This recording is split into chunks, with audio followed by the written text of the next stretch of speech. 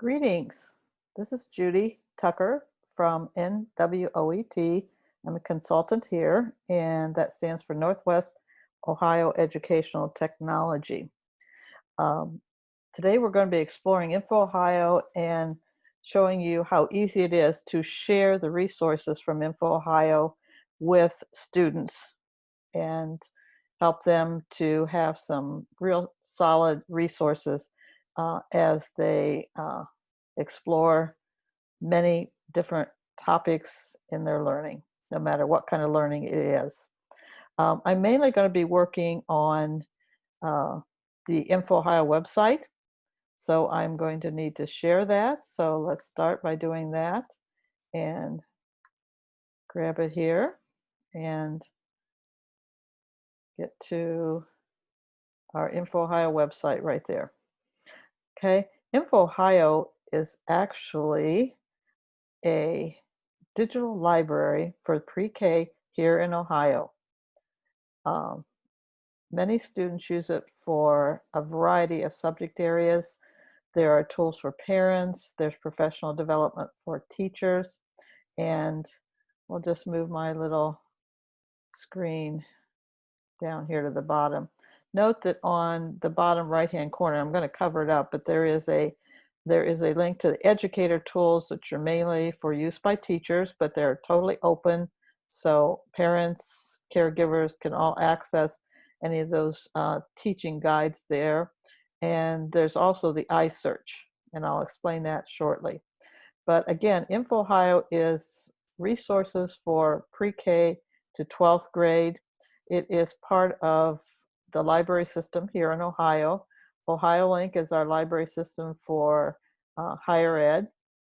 Oakland is the library system for the public libraries here in Ohio, and INFOhio with one O in the middle, .org, INFOhio.org is our library, our digital library for students, parents, and educators here in Ohio, limited to Ohio. It's available 24 hours a day, 7 days a week, so not just during the school day. No login is needed. However, if a school uses CIRC's cataloging system, which is CAT and CAT Junior, they can get their local library's collection doing an iSearch through INFOhio if they use the CAT and CAT Junior. Some schools use a different company's cataloging system, so we only have it connected to the one that's CAT and CAT Junior. If that were the case and you knew your school did have the CAT and CAT Junior, they could log in up here, but otherwise you don't have to log in. It will say, if you go to INFOhio, one O in the middle, .org, you will see it says INFOhio statewide user. It's unnecessary to do any other kind of login unless you were looking for items in the collection of a local library that uses CAT and CAT Junior. So INFOhio was started in 1998, so it's been around for quite a while here, and students can find resources that previously were only found in encyclopedias, magazines, journals, periodicals, and those kind of things. And there are all kind of resources besides what traditionally was in print. There's videos, and I'll be showing you a video collection that students can get that's much safer to use than YouTube, although there are some links on some of the sites that will lead to YouTube, especially some of the user guides for the different resources. The grade bands are listed here. The resources are divided up into grade bands that are most appropriate for that resource. And there are some that are in, iSearch is listed in all of them. Ages 3 to 5 is the early learning portal, grades K to 5 for elementary, middle school grades 6 to 8, no matter what grades your middle school or junior high is. Those are the most appropriate resources for those grade levels. And the high school grades 9 to 12, and now we even have a section with parenting tools. So we're popping into the grade 6 to 8 resource area, and you can see they're listed alphabetically. And maybe you see some familiar things. For instance, maybe growing up, your family had a world book and a print version. Um, World Book has expanded greatly on their digital collection. They have World Book Kids, World Book Student, and in the higher one, I believe it's called, we'll go into the 9 to 12. Let's get rid of that little thing. The 9 to 12, the World Book is uh, World Book Advanced. So, and they also include the student, because there could be students in the lower levels or even in the 12th grade that find the World Book student articles a little bit shorter, a lower grade level as far as reading level. And there are some of the resources that are in all of the, for instance, the digital video collection, because there's videos for preschool, there's videos for seniors, and so that one is listed in all of them. And Book Nook is also listed in all the different grade bands. And of course, I said iSearch. What is iSearch? Well, iSearch is going to help students, parents, teachers find resources from almost all of these different resources that are available from several different companies and multiple companies, and it searches through all of them. It does not search the foreign language encyclopedia or the foreign language things, and of course it doesn't search Oakland, which is a public library, but it does search a great many of these resources doing one search. Going to first just go into one of the resources we might find, one of the results from doing an iSearch. So we have a search bar up here, and we're going to just put in cells. Let's say a science teacher wants the students to research a little bit about cells before they actually get into studying, or perhaps it's a follow-up to studying. The first tab that comes up is ebooks and videos, then encyclopedias, then basic sources are for middle school, elementary, and advanced sources, I'd say middle school, high school, and then the STEAM for the technology and math, those areas, and then the open access, which are materials that are publications from universities, public journals, things like that. So let's go to the basic sources and see that there are over 170,000 results found under basic sources. You can limit these to just magazines, biographies, news, and cell. What does cell mean? Cell phones? No, we don't mean cell phones. We're looking at like molecule cells. So I'm going to limit it. Now I'm down to 486. You also can limit it by year. You can limit it by publication. Here are the different publications, and of course there's more than just listed right there. You can see those are all the ones that are listed under the basic sources. And some of them will look familiar. For instance, US and News and World Report, Science News for Kids, Time Magazine, Popular Mechanics. So if you just wanted articles from Popular Science, you just click there and you can limit those. Let's just go with what we have here. And let's do this: gut cells implicated in peanut allergies, from Science News, 2020, actually in March. So we're going to click on that, and we will have many ways that we can share this with students. And that's what this webinar is all about, is to show you different ways that you can share it with students, whether you're a parent or a teacher. Now, teachers might find this useful.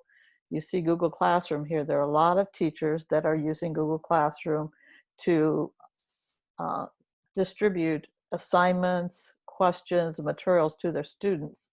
And so if you click on Google Classroom, it's going to bring up in one click a link to the teacher's Google Classroom page. If they're already logged into Google, it may require them to log into Google, and they would have to have a Google account to do this, to get this to work. And they would have to choose the class, and I'm going to choose the INFOhio Zoom session demo, which I've already set up. And then you have choices. Do you want to put it as part of an assignment? Do you want to create an assignment with it? Do you want to ask a question, just a single question? I doubt that you would want to make it as an announcement, but that could be wrong. Or you can create a material section. So let's just say create an assignment, click go, and it's going to take that link to that article about peanut allergies and cells, and you can give it a question, we'll just call it assignment for now. And you can put instructions of what the students need to do, and maybe you'll be providing a paper worksheet. If you wanted to create a worksheet in Google Docs and share it with the students, you would have to create another assignment separate from this, because there's nowhere here you can attach an assignment in Google Classroom.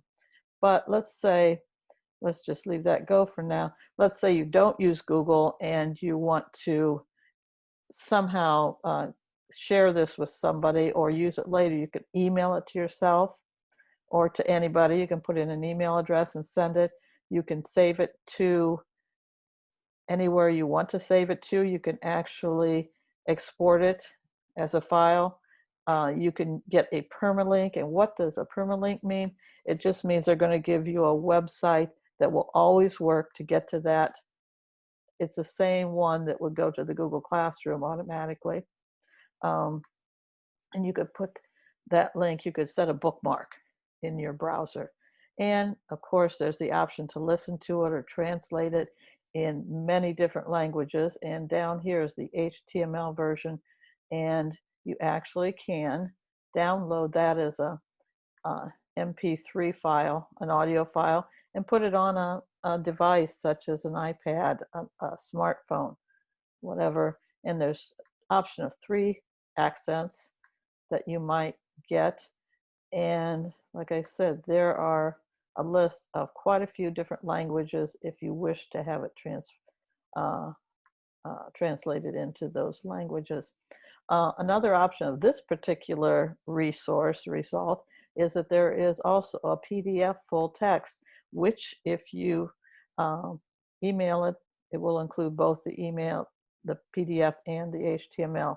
And the advantage of PDF also is that the students can actually see any images. Now this one does not have a great image. I mean, it's just this little picture here with maybe this article about mitochondria, but sometimes there'll be some awesome pictures, and the HTML version will just say there's a photo, but it won't show you the photo.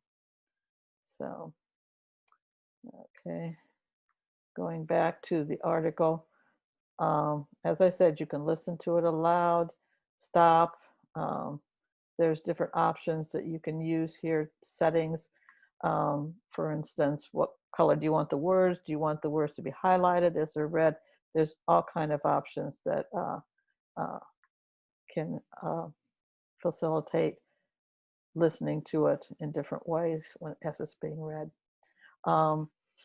You can put it right into your Google Drive. Say your school uses Google Drive, but they use Edmodo for their learning management system. You could put it into your Google Drive and link it into that. Of course, you can print it. Those are all ways that you can actually take this result and make it easy for students to access.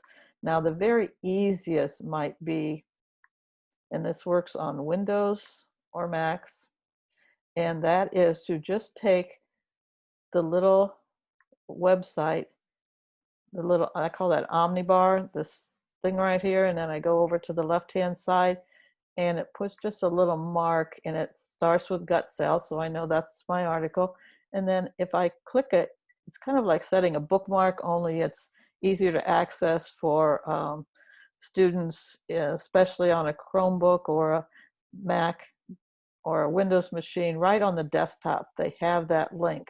You could make a folder there, or of course, you also could make a bookmark, if you wanted to make a bookmark, but these are right easily accessed. I could just click on it then and it would open it back up. And there we go. It would open in whatever browser I happen to be in. And that works for anytime you're on a website that you might get the results from. Let's get back to our website here. Whenever you're in a website on INFOhio and you see the little power button, that's your symbol that you can always click and get back to the INFOhio homepage. Well, that one is not getting me back, but I can just click there to go back. Generally, if you click that, it is supposed to take you back to this homepage. I know I've been reporting a few that haven't gotten the link there, and they usually fix it the same day. I want to point out, we'll go into the grades 6 to 8 right now, and maybe you've noticed the little I that is on each one of these resources. Those eyes are awesome as far as finding out more about a particular resource and how to use it. For instance, this one called Explore for grades 6 to 8 has full text articles from thousands of magazines, journals, and newspapers, images, videos, primary sources, and it's got a video that the students can watch if they're new to Explora, that they can view to get some hints for using Explora more effectively for their learning, whether it be in person or face-to-face or remote. I believe this one is about 3 minutes, 3 minutes and 11 seconds long. And of course you can make it. Explora, EBSCO's engaging interface for schools and public libraries. Okay. We're not going to watch that now, but that's one of the things that is available in the little eye that you see. Another thing that might be available are a link to Google Classroom. So let's say you want the students to use this Explorer for grades 6 to 8 to start their research project. And you could put this right into Google Classroom by clicking here, and it would ask you again, what class do you want to use? And also, do you want to make an assignment, an announcement, materials, or a question? You also can set a bookmark if you wish on a particular computer. And there is a direct link. When you see this, if you use some other operating or other learning management system, all you have to do is copy this link and put that into the materials or into the assignment in Edmodo, Canvas, Schoology, or Moodle, what other learning management system you might be using. Here's even a resource. INFOhio makes research easy with Explora. It's probably a downloadable worksheet that you could pass out to students or perhaps even share with parents. So that's what the little I stands for. And for each resource, it can be quite different, but each one has this little I that has helpful information. It's called the More button on World Student. It has some web quests. It also has a direct link, the way to put it into Google Classroom. This is a little symbol for Google Classroom. And it has video tutorials. And I believe it's this one. I went into the video tutorials and you actually had to copy another link. The link was, I would call it broken, but they had a way to get into the list. And they had multiple, I think they had 8 or 10 video tutorials on using this particular workbook resource. So, and it's even got a search box to search here. So that's what the little I is for. Don't forget to look there to see what kind of materials can be found there. I want to show one particular one. It's a little bit different. These would show up in BookFlix, but putting it out in the students' hands might be a little difficult, but I've got a little trick on getting it there. I'm going to skip the Bookflix Click on the feature to begin. We'll turn off the sound. Bookflix happens to be the most used resource of all of the INFOhio resources, and it's designed for pre-K to third grade students. Although students that are older and reading at a lower reading level might find them useful. What it does is it pairs a fiction and a nonfiction book together on the same topic. You can see this one is about squirrels. The fiction book is on the left, the nonfiction on the right. They're separate.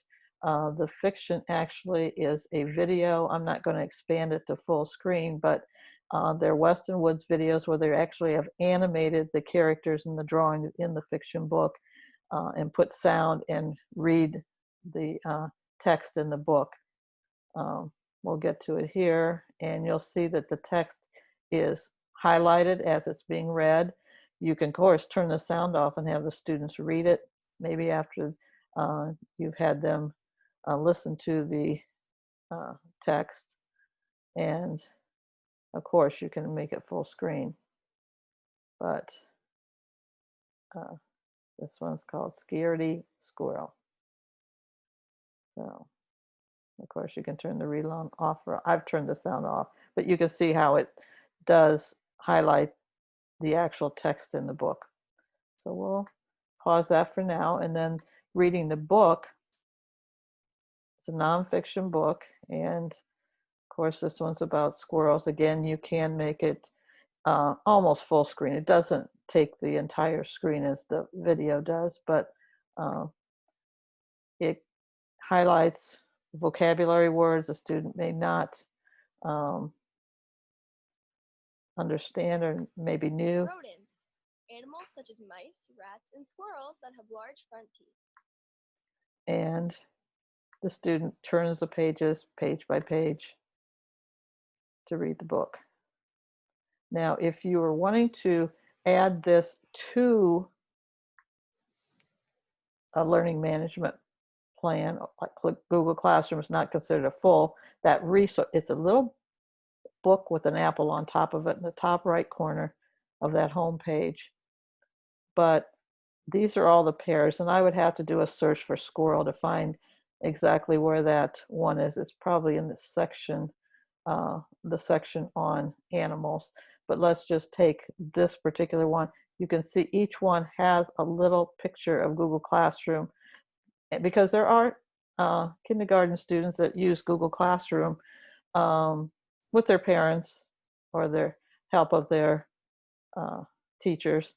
And you would select the class that you wanted to put it in. Again, you do the same kind of action as an assignment, a question, announcement, or materials. And that's how you put one of these Bookflix pairs into it.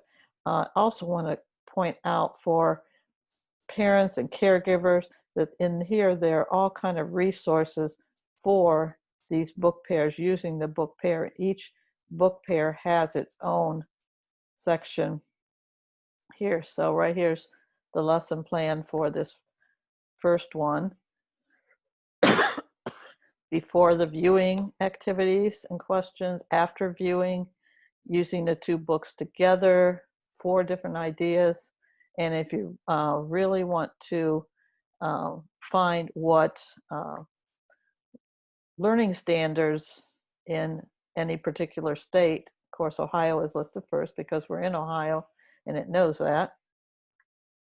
You can click here and get those. Excuse me. So that's Bookflix. And we'll just close some of these windows or these tabs that we have open and go back to this. Another resource that I think will be very helpful to a lot of students, a lot of people learn better watching something before just reading about it. And so the digital video collection, DVC, is what it's listed, or often called the DVC home here, has thousands of video clips. In fact, they have every Bill Nye the Science Guy, but they also have videos from the Ohio Farm Bureau that about all places in Ohio to visit. If you want to search, you can just put in Farm Bureau, and every year more. I'm not quite sure if they're still making all these. It's the R Ohio. I could have done a search for R Ohio. We'll just go into this particular one. It's about some inmate at Stark County Jail, and a lot of the videos in the digital video collection are segmented, meaning they are broken down into smaller parts. You can watch the full video, and notice now we have the Google Classroom link, so we could just put in, if we want to show the vet students in a real world, we could just click here and it would automatically add that link into your Google Classroom. You can do the same thing with the full video, and you also can find many times other links, teaching materials that go along with a specific video. You can see all the series by browsing the different series. And so if I looked up Bill Nye the Science Guy, these are all the Bill Nye the Science Guy that he ever made. And these are purchased from Disney, who owns Bill Nye the Science Guy, the rights to Bill Nye the Science Guy. So if we want to study climates, we could click there, and notice there are a teaching guide that goes along with Bill Nye the Science Guy. Each one of them has a teaching guide, and then it's segmented into small chunks. And some of the videos are even in Spanish, as are the ones in BookFlix. I didn't show you that. So, but again, if you want to put this into a learning management system and you're not using Google Classroom, all you have to do is take this link here up in the Omnibar, which is the address bar of the website, and that will take the students to this particular video, and you could explain to them. And if you went into this particular one that is playing, you could, I believe, just even take that right now as it's playing. You could take that link, and that would go to segment number 1 in this particular one. Hi, I'm Nana Zolbrad. Okay, well, pause that. But the one thing cool about these segments is they can each be downloaded as well.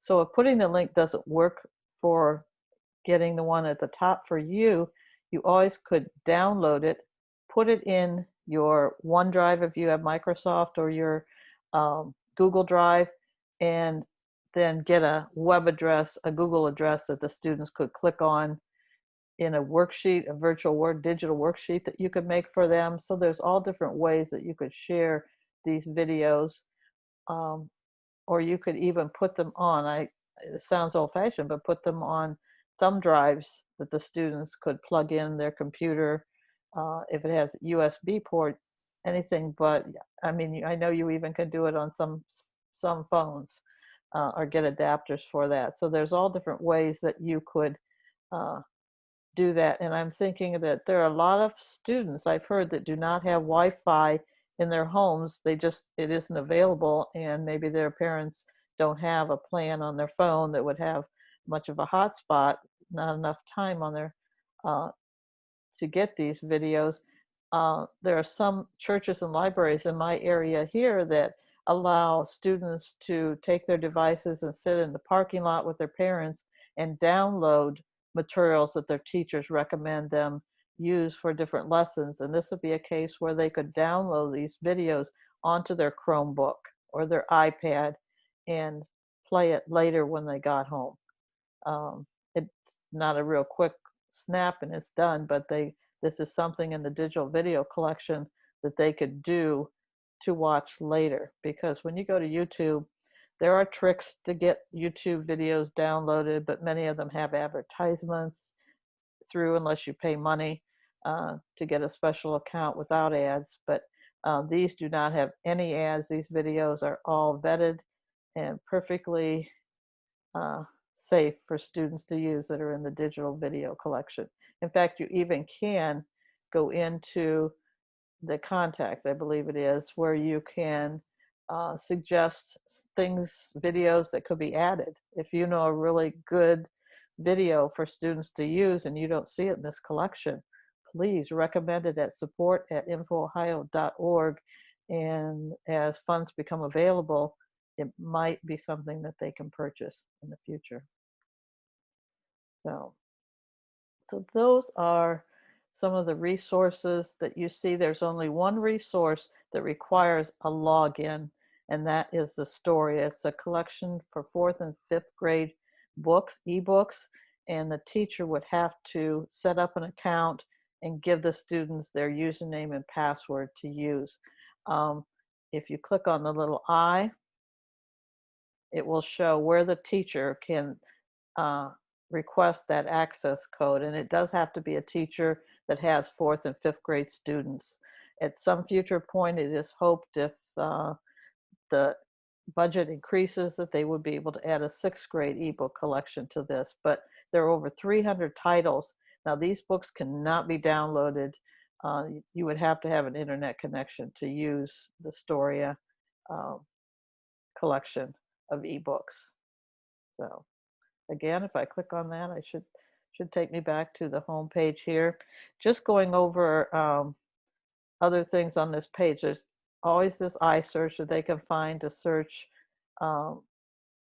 for most of the resources. Bookflix, they've got a feature. They always change these around. Bookflix happens to be featured at this point. World Book Kids. These are the section for educators to go into get professional development about these resources, post some lesson ideas in the open space. It's a new feature they have, and things for teachers. And then here's some links here to different programs that teachers may be interested in. But remember, I know my face is covering it up now, but the educator tools are down here as well. It's the same ones you would access up here under educator tools. And so there's a real click, and teachers can get lesson plans that are curated, safe, and great to use with their students. And it is not necessarily including INFOhio resources. It's just a resource that INFOhio felt teachers sometimes search long and far and spend hours and hours looking for great ideas on the internet. And this is one place they can go and they can pick their grade level, their subject, the type of item they're looking for, whether it's a video, an ebook, a learning game, or something like that. They can go to the educator tools. So that was new several years ago, and it just keeps growing. So there I've showed you ways to share these resources, but just don't forget about the little I here, and that we didn't even go over half of the different resources that are available here. I've got my note here. Let's see if I've forgotten anything that I wanted to cover tonight. I think we've got most of the ways. It's just, remember when you go in on that right-hand side, that shows you where you can share on. Now it does not on the digital video collection, except when you go in, then that shows the little indication. Now I do not see, this one doesn't have the little code. That's the first one I've seen. I didn't go into